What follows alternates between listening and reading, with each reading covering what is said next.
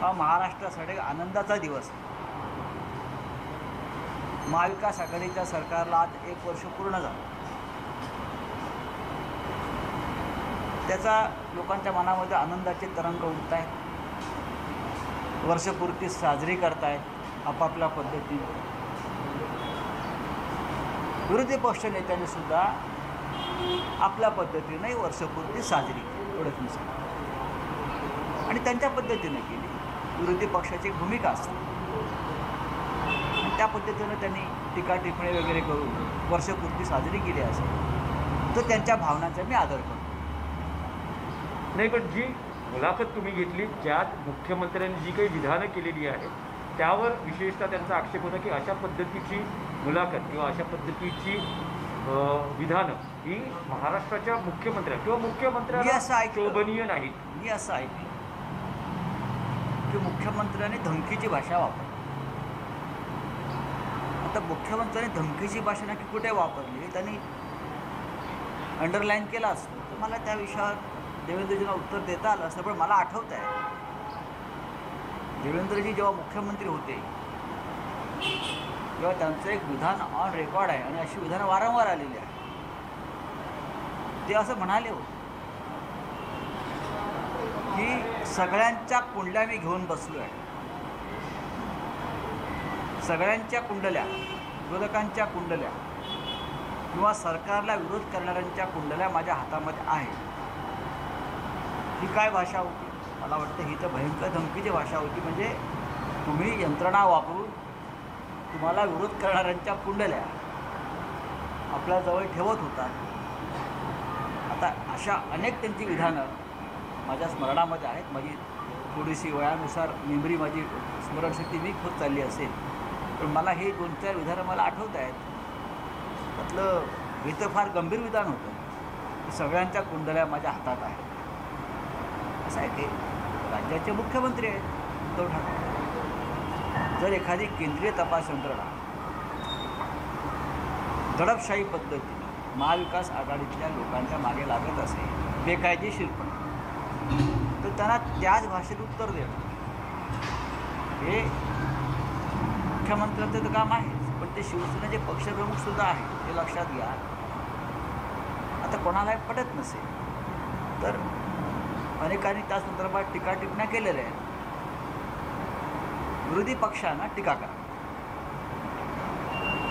पण टीका करण्यासाठी खोटेपणाचा आश्रय घेऊन जसं आज भाजपच्या एका आमदारांना सांगितलं की मुख्यमंत्री प्रधानमंत्र्यांच्या स्वागताला पुण्यात जात नाही.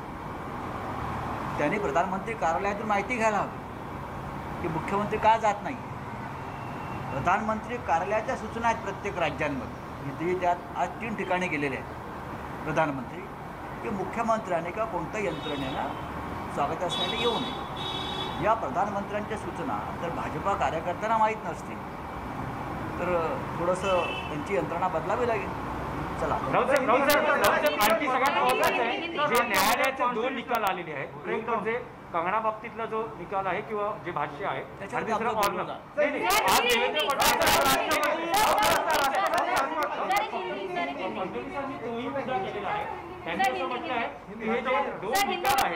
ते म्हणजे बोलके आहेत. आम्ही राष्ट्रपती राजवटीची मागणी करत नाही आहोत पण ही जी न्यायालयाची 2 विधानं आहे की त्यांनी मागणी केली पाहिजे.